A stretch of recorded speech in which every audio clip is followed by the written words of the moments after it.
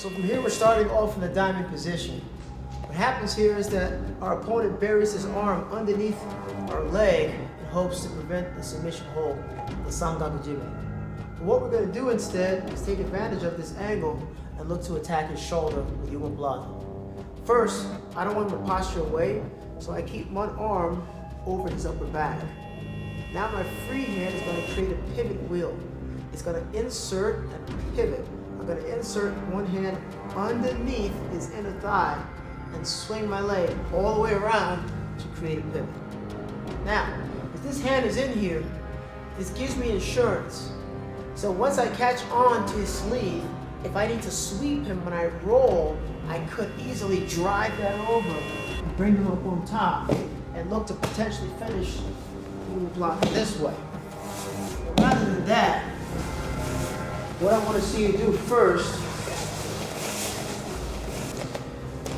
is just get to that point. So here, as I rotate through, once here, the inside hand is going to come out and reach up.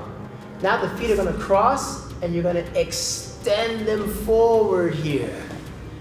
Now I'm going to use my outside leg to kick myself up.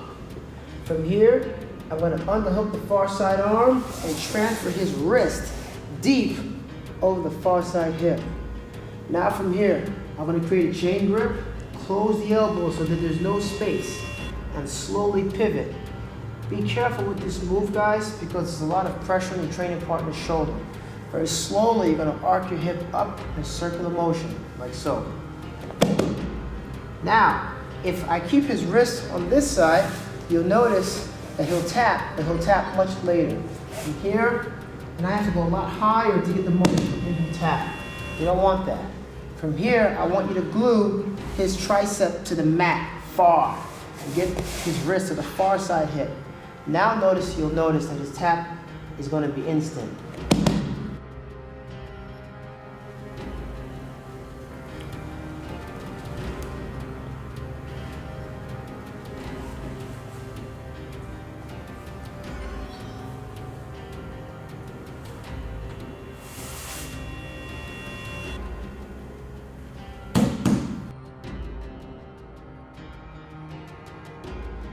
The keys to success for the Omoplata are first, getting your opponent belly down.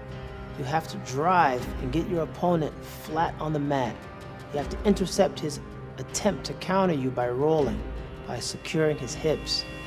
Second, you have to be able to sit your body deep into the crook of his elbow. And third, you have to slowly rotate your hips over and lift upward from the ground to cause braking pressure, not only against the shoulder, but also the elbow as well.